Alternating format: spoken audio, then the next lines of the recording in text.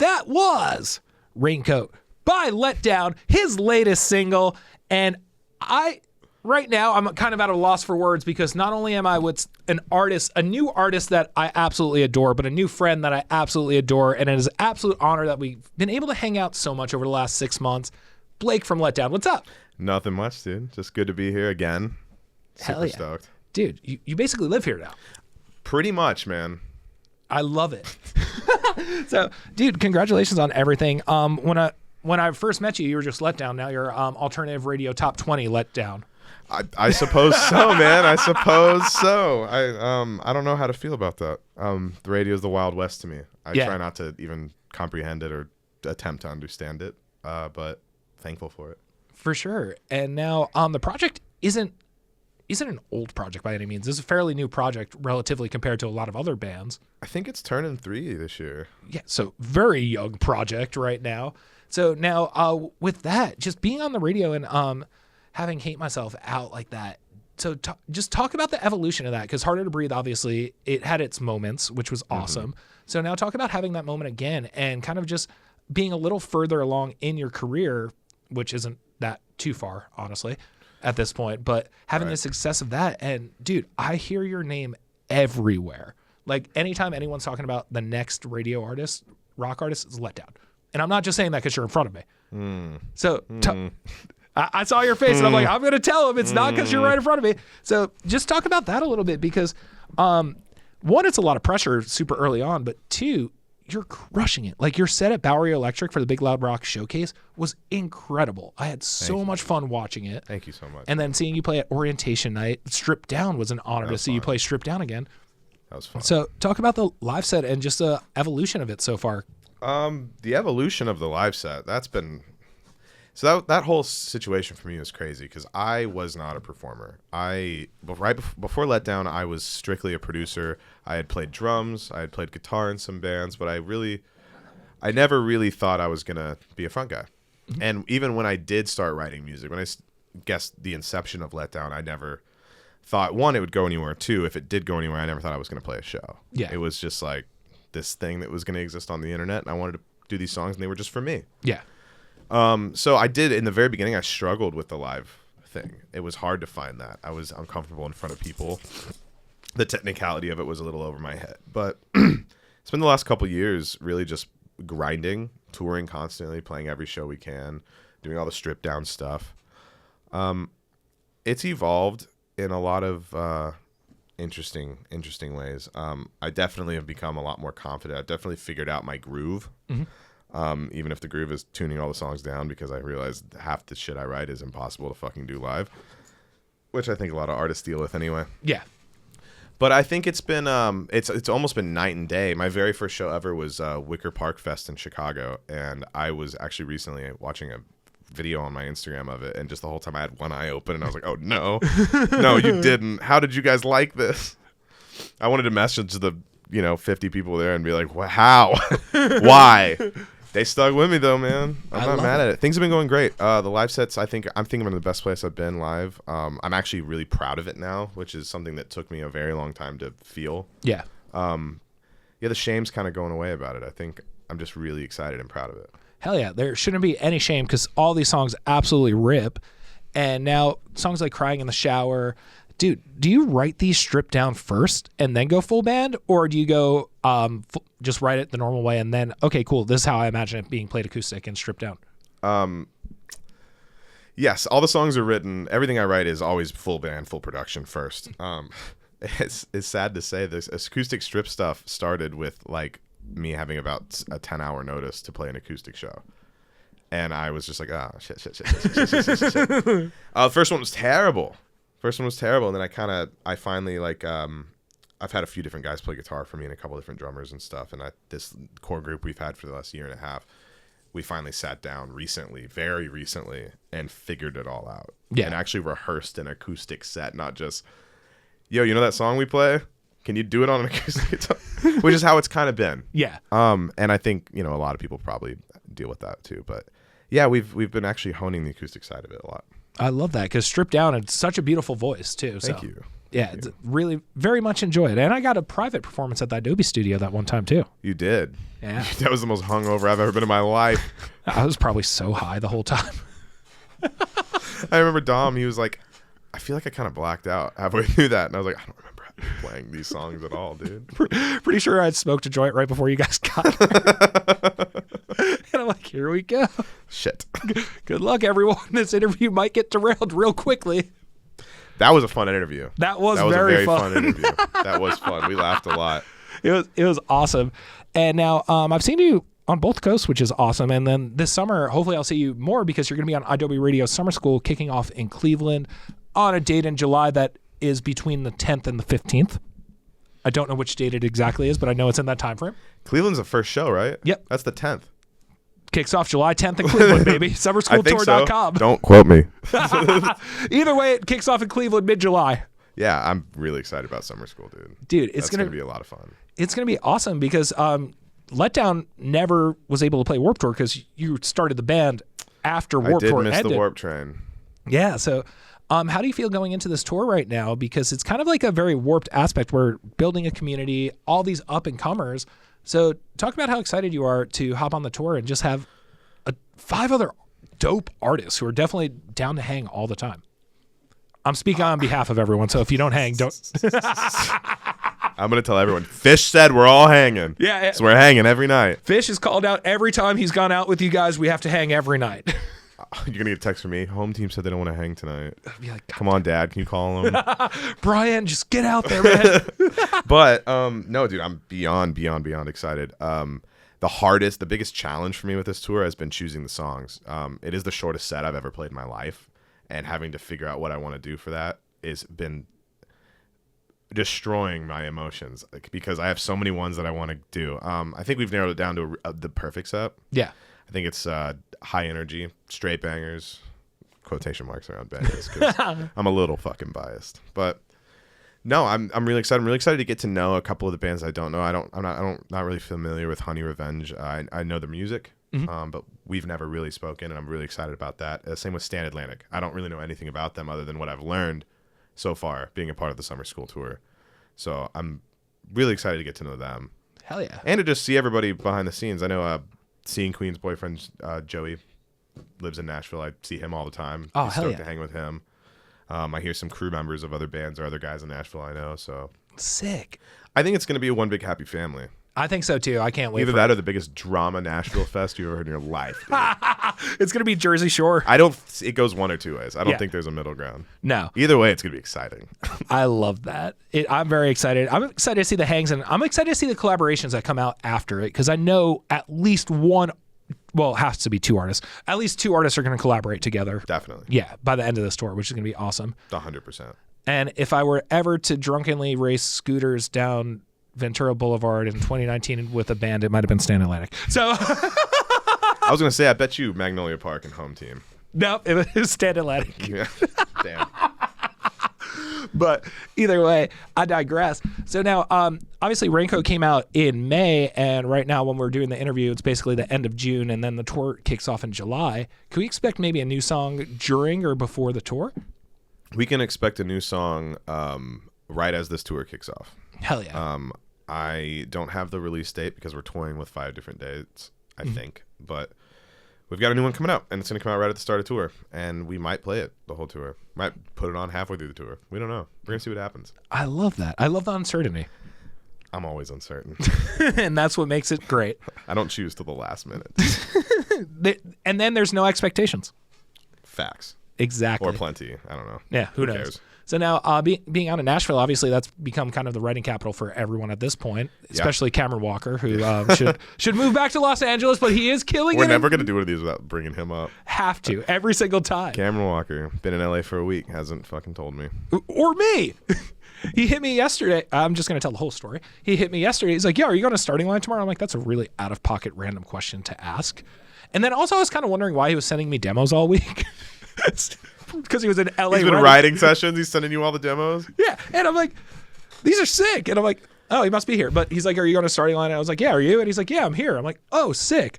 So talking to Blake today, we're texting back and forth before Blake gets here. I'm like, are you going to starting line? He's like, I don't know what the starting line is. I didn't. To be honest with you, He's looking. that's an honest answer. I had no clue. He's looking at the audience. Someone save me. My exact word was, I don't even know what that is. I thought it was a name of a bar. Amazing. And I was like, sick. I've never heard of it. Well, either way, tonight we're gonna cry, sing "The Best of Me" together. Sure. Learn the lyrics quick. I probably know some of the music. You have to know some of the music. Yeah, that's usually how it goes with me. I'm not good with names. Same. I'm very bad with names. Try doing an interview with a legacy artist that has like 10 albums and like 15 singles that I've consistently loved and can never name one. Yeah, no, thank you. Nope. It's like my top 5 favorite movies. Shrek 1 to 5. Shrek 1 through 5. There's a Christmas one. I'll consider it the 5th. Oh my God. So now, what does the rest of 2024 hold? Obviously, you had a huge start to the year, and the summer's only picking up. So I mean, there's no coming down for you. There better not be. I don't have an option B here, buddy. There is no parachute, baby. No, there is not. I think you can. Why do I say I think? There'll be more singles. I think at least 1 or 2 more. Doing a full length record right now. Sick. The first one. Debut, baby. Debut. Trying to get that out in the fall. Sick. I have little to no details to share about it. But trying to get a record out in the fall. I've been writing it for almost 2 years now. We finally think it's time. And all the, situations willing, fall. Hell yeah. Well, I guess I'll have to come out to Nashville in the fall for the release show, unless you do one here, which would be very convenient. We should do it on the rooftop of that Dolly Parton bar in Nashville. The one that has a big statue of her head? No, but I would love to. Yeah, let's go. It's called White Limousine. Let's Ooh. go. Should we rent like 4 or 5 like old school like 90s mob white limousines and pull up like that? Well, it's at the rooftop of a hotel, so we could, but I feel like our money's probably better spent at the bar. True. I like the way you think. You understand budgets. I don't. No, I don't. Ask my manager that. Oh, ask my CEO that. I love you, Eddie. Jesus. But now I have to ask you a very, very serious question, because this is something I did when I had to play an acoustic show once. Did you go to Guitar Center and buy a $2,500 Taylor and return it the next day just so you looked cool on stage? Because I sure did. No, that Koa Taylor I bought when I first signed my record deal as a present to myself. Oh, that's awesome. A few years ago, and because I had a Squier Telecaster and a Yamaha Walmart acoustic guitar. Damn. And that was the only 2 instruments I had. And you got signed? Yeah. Hell yeah. I remember telling shout out to Lloyd Norman.